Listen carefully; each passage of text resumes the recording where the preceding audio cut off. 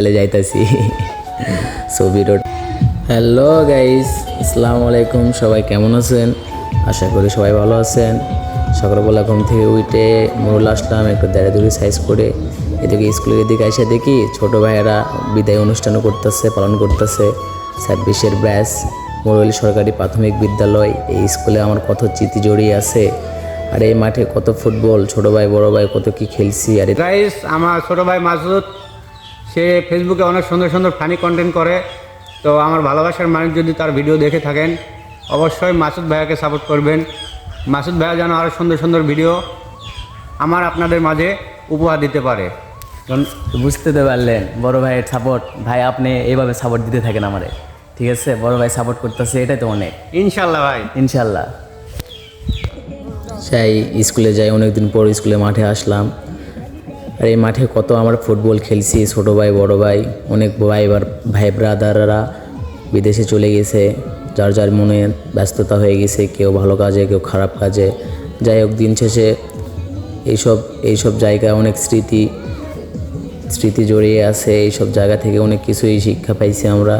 অনেক এইসব জায়গায় আসলে অনেক কিছুই মনে পড়ে আগের দিনগুলো।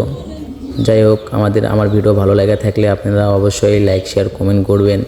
আর এদিকে ছোটো ভাইয়েরা ছোটো বোনেরা অনেক এনজয় করতেছে বিদায় তাদের।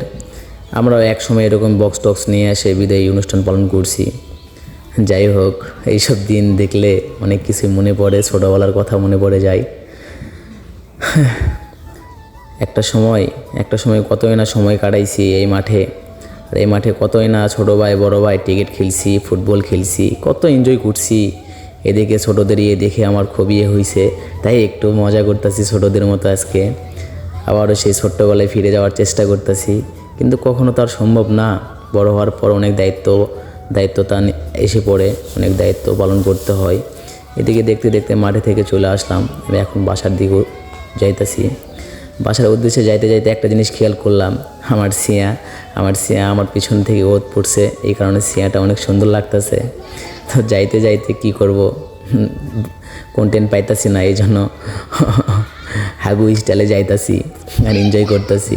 যাই হোক, আপনারা যেভাবে ভালোবাসা দিতেছেন এভাবে ভালোবাসা দিতে থাকেন অবশ্যই। এদিকে যাইতে বাসার উদ্দেশ্যে রাইগেল রাস্তাতে, আমার বাসা হচ্ছে কুমারগাড়ি। যাইতে মুরুল থেকে 5 টাকা হাইটাই যাই। এদিকে যাইতে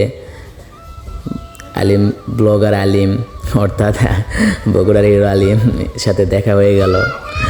যাই হোক, ব্যাঙ্গা স্টাইলে যাইতেছি।